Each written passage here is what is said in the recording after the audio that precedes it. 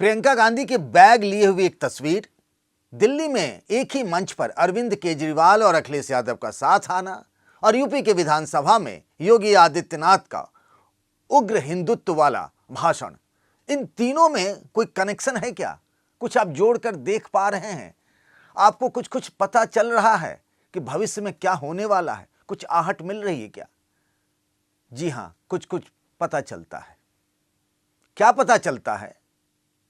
हरियाणा में समाजवादी पार्टी के लिए कांग्रेस ने एक भी सीट नहीं छोड़ी, लेकिन फिर भी अखिलेश यादव ने बिना शर्त उस चुनाव में कांग्रेस को समर्थन कर दिया था।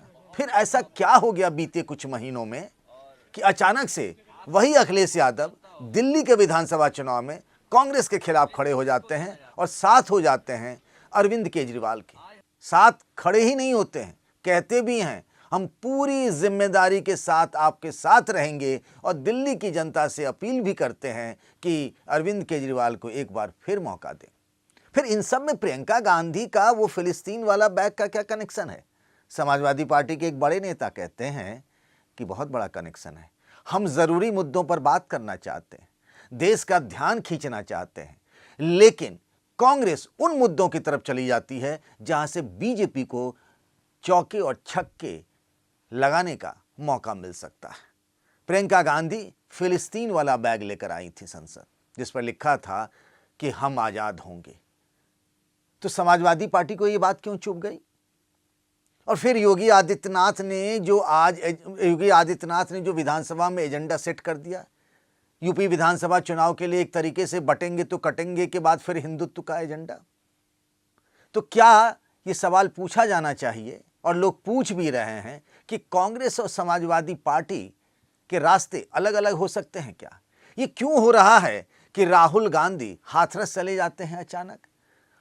उन्हें ये पता है कि संभल उन्हें नहीं जाने दिया जा सकता, फिर भी बहन प्रियंका गांधी के साथ वो संभल जाने के लिए निकल पड़ते हैं। ये बात अलग है कि यूपी पुलिस उन्हें रोक लेती है।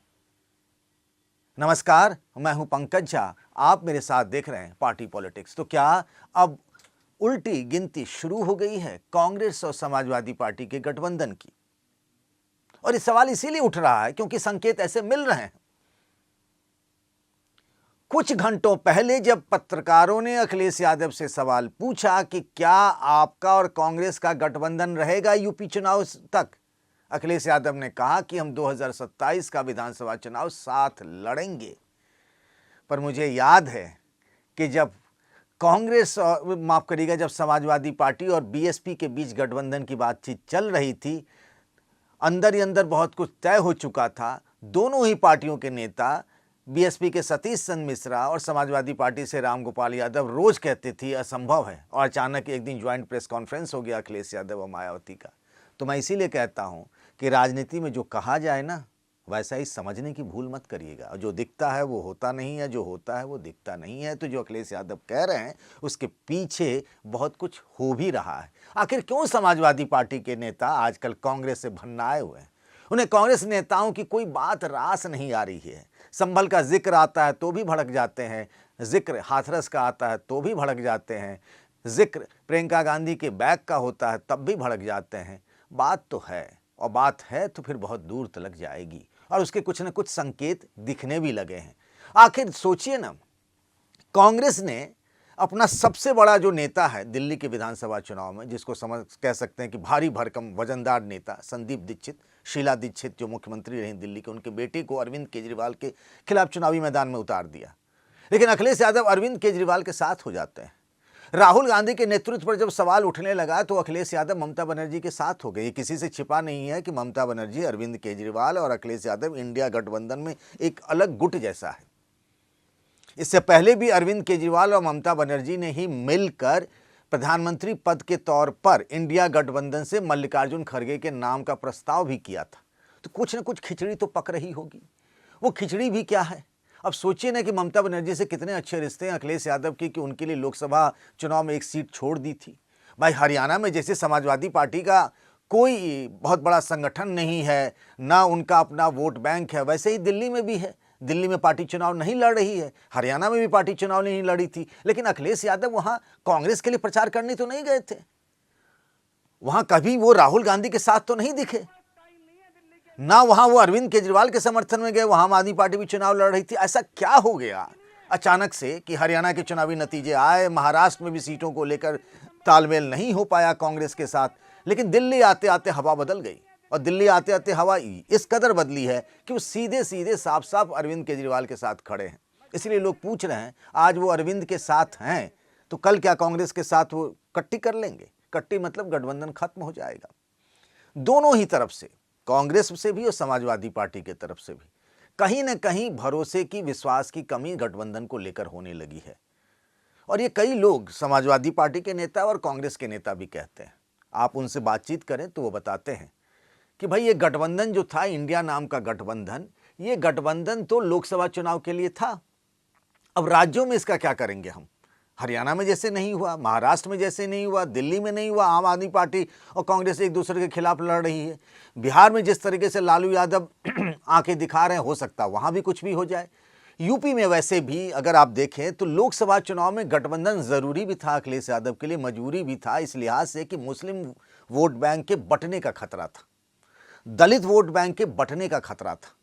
वहां लोकसभा चुनाव था, वहां राहुल गांधी नेता थे। गठबंधन में भले ही समाजवादी पार्टी बिग ब्रदर के तौर पर थी, लेकिन वहां चेहरा राहुल गांधी का आगे था, उनकी संभावनाएं राष्ट्रीय स्तर पर ज्यादा थी। यहां अखिलेश यादव और समाजवादी पार्टी को लगता है यहां कांग्रेस के साथ गठबंधन करके कोई भाई कांग्रेस का आदमी तो मुख्यमंत्री बनने नहीं जा रहा, तो मुस्लिम वोट बटेगा कहां से? उनको लगता है कि उस वक्त चेहरा अखिलेश यादव रहेंगे, बीजेपी को हराने की क्षमता और कुवत समाजवादी पार्टी में दिख रही है, तो मुस्लिम वोट उधर ही जाएगा। जो दलित बीजेपी के खिलाफ हैं वो कांग्रेस को वोट देकर अपना वोट क्यों बर्बाद करेंगे, तो वो समाजवादी पार्टी और अखिलेश यादव की तरफ जाएंगे। इन सारे फैक्टर को देखते हुए, और ये भी कि राहुल गांधी जिस तरीके से संभल चले जाते हैं, जहां सवाल मुस्लिम वोट का है, वो हाथरस चले जाते हैं जहां सवाल दलित वोट बैंक का है, और इन्हीं वोट बैंक पर अखिलेश यादव की भी नजर है।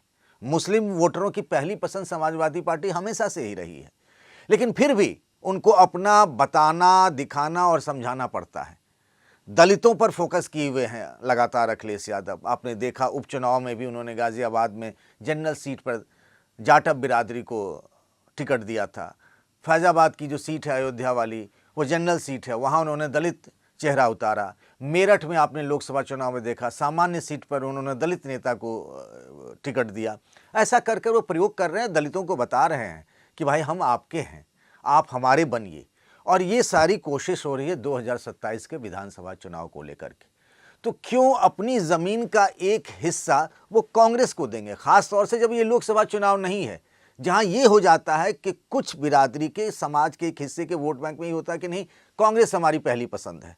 अब देखिए लोकसभा चुनाव होता है 2009 में, तो वहाँ कांग्रेस पसंद बन जाती है मुस्लिम समाज की, और उसको ठीक ठाक सीट मिलते हैं। 20 सीटें मिल गई थी वहाँ पर कांग्रेस को, 21 सीटें मिल गई थी। समाजवादी पार्टी के मुकाबले अगर देखें तो उस वक्त कल्याण सिंह के साथ आने से मुलायम सिंह यादव समाजवादी पार्टी को नुकसान हुआ था। इसीलिए जिस तरीके से अचानक से, जैसा खुद अरविंद केजरीवाल ने बताया कि ये जो कार्यक्रम बना था महिला अदालत, जिसमें दिल्ली के मुख्यमंत्री आतिशी भी थी, राज्यसभा सांसद आम आदमी पार्टी के संजय सिंह भी थे। संजय सिंह और अखिलेश यादव दोनों के बहुत अच्छे रिश्ते रहे हैं। संजय सिंह खुद यूपी के सुल्तानपुर के हैं, लेकिन ये कोई फैक्टर नहीं है। अगर ये फैक्टर होता तो लोकसभा चुनाव में भी आम आदमी पार्टी के साथ समझौता हो जाता है। यूपी के उपचुनाव में गाजियाबाद की सीट भी आम आदमी पार्टी के लिए छोड़ी जा सकती थी, दिल्ली से बगल का इलाका है। बात यहाँ रिश्तों की नहीं है, बात यहाँ अपनी अपनी ज़रूरत के हिसाब की है। और ऐसा लग रहा है अब समाजवादी पार्टी को और अखिलेश यादव को भी, खास तौर से जिस तरीके से कांग्रेस में चीज़ें हो रही हैं, और ये आप सब जानते हैं कि प्रियंका गांधी को लेकर समाजवादी पार्टी के नेताओं में, अखिलेश यादव में खास तौर से रिजर्वेशंस रहे हैं। उनको लगता है कि प्रियंका गांधी कहीं ना कहीं समाजवादी पार्टी को डैमेज करते हैं। ऐसा समाजवादी पार्टी के जो नेता है, जो अखिलेश यादव के करीबी नेता हैं, उन सब का ये मानना है। पिछली बार भी जब बाईपोल को लेकर के सीटों के तालमेल पर बात फंसी थी, तो राहुल गांधी ने फ़ोन करके उस गठबंधन को बचाया था। लेकिन सवाल ये है कि ताली तो दोनों हाथ से बजती है ना, एक हाथ से तो बजती नहीं। ये गठबंधन धर्म निभाने की जो मजबूरी है, आखिर कब तक समाजवादी पार्टी ढोती रहेगी और कब तक कांग्रेस ढोती रहेगी? जब दोनों के बीच में वो आपसी विश्वास और भरोसे की कमी पैदा हो गई है, तो अभी तो 2027 बहुत आगे है। मुझे नहीं लगता तब, या ये भी हो सकता है रणनीति अखिलेश यादव की कि वो कहते रहे हैं कि हम गठबंधन में साथ साथ हैं, लेकिन पीछे तैयारी उनकी ये रही हो कि हम हर जगह चुनाव लड़ेंगे, कोई गठबंधन नहीं करेंगे। जैसे देखिए, यहाँ तक कि बाईपोल में भी उन्होंने गाज़ियाबाद और खैर अलीगढ़ की जो विधानसभा सीट थी, दोनों कांग्रेस को देने की बात कही गई थी। लेकिन ये भी तय था और तैयारी भी थी कि अगर कांग्रेस नहीं लड़ेगी तो समाजवादी पार्टी का कौन लड़ेगा, और ये होना भी चाहिए। मान लीजिए गठबंधन नहीं होता आखिरी वक्त पर, तो क्या करेगा? तो इसीलिए प्लान बी पर अखिलेश यादव लगातार काम कर रहे हैं। तो क्या ये मानकर चला जाए, हम हालांकि लगातार इस पर चर्चा कर रहे हैं पिछले कई दिनों से, कि क्या ये तारीख बहुत नज़दीक आ रही है जब गठबंधन के टूटने का ऐलान हो सकता है? ये बार बार कहा जा रहा है कि 2029 में जो लोकसभा चुनाव होगा उसमें इंडिया गठबंधन का क्या स्वरूप होगा, वो 2027 के यूपी चुनाव से तय होगा कि उस वक्त क्या होता है।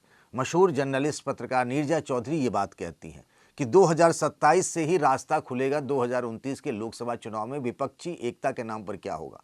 अगर कांग्रेस और समाजवादी पार्टी उस वक्त अलग अलग लड़ते हैं तो फिर होगा कि 2029 में भी अलग अलग लड़ें। अभी ये उम्मीद थी कि 2024 में लोकसभा चुनाव में साथ साथ लड़े हैं तो 2027 में भी साथ साथ लड़ेंगे। कहा यही जा रहा है, कांग्रेस के बड़े नेता भी लगातार यही बात कहते हैं, अखिलेश यादव खुद अपनी जुबान से यही बात कहते हैं, लेकिन कहना और करना और होने में फ़र्क है। अगर यही बात कही जा रही है, आखिर कन्फ्यूजन नहीं होगा क्या कि दिल्ली के चुनाव में आप अरविंद केजरीवाल के साथ हैं और फिर वहाँ कांग्रेस के खिलाफ हैं, फिर यूपी आते आते आप कांग्रेस के साथ कैसे आ सकते? तो एक बड़ा कन्फ्यूजन सी स्थिति है और ऐसा लगता है कि कहीं ना कहीं कोई आहट है, कुछ है जो खिचड़ी पक रही है इस गठबंधन के टूटने को लेकर के। क्या आपको लगता है कि अखिलेश यादव ने जिस तरीके का फैसला लिया है अरविंद केजरीवाल के साथ जाने का, और ये लोग कह भी रहे हैं, कुछ लोग कांग्रेस के नेता ये दावा कर रहे हैं जिस तरीके से राष्ट्रीय राजनीति में अखिलेश यादव की दिलचस्पी बढ़ी है, वो सांसद बन गए। अब वो ये भी कहा जा रहा है समाजवादी पार्टी के कुछ नेताओं की तरफ से कि इंडिया गठबंधन से अलग होकर के पहले जो एक फ्रंट था नॉन कांग्रेस मोर्चा बनाने का, तीसरा मोर्चा, जिसमें ममता बनर्जी हो सकती हैं, अरविंद केजरीवाल हो सकते हैं, क्योंकि अरविंद केजरीवाल का भी अधिकतर जगहों पे जो है झगड़ा और जो मुकाबला है उनका कांग्रेस पार्टी से, तो ये जो रीजनल फोर्सेज हैं वो एक साथ हो सकती हैं। क्या ऐसा कोई मोर्चा, ऐसी कोई बनाने की तरफ अखिलेश यादव के मन में भी चल रहा है कांग्रेस से अलग होकर के? ममता बनर्जी उनकी पार्टी की तरफ से अभी भी चल रहा कि इंडिया वांट्स ममता, एक कैंपेन भी लॉन्च कर दिया गया है। तो क्या इंडिया गठबंधन से अलग होकर एक तीसरा मोर्चा, गैर कांग्रेसी तीसरा मोर्चा बनाने की आहट भी आ रही है? क्या आपको लगता है इस तरह इंडिया गठबंधन में कांग्रेस से निकल करके एक तरह से ये मोर्चा बनाना और फिर विधानसभा चुनाव से पहले कांग्रेस से अलग हो जाना, अकेले लड़ना समाजवादी पार्टी के लिए फायदे का सौदा रहेगा, या फिर समाजवादी पार्टी को विपक्षी एकता के लिए कांग्रेस से गठबंधन करना चाहिए? ये भी सूरत हो सकता है कि दोनों अलग अलग लड़े विधानसभा चुनाव के बाद, अगर ज़रूरत पड़े समाजवादी पार्टी को कुछ सीटें कम पड़ जाएं उसे, तो मान लीजिए कांग्रेस के साथ हो सकता है, ऐसा होता भी रहेगा। आपकी क्या राय है? आपकी राय का इंतज़ार रहेगा। तब तक अपना ख्याल रखिएगा। नमस्कार।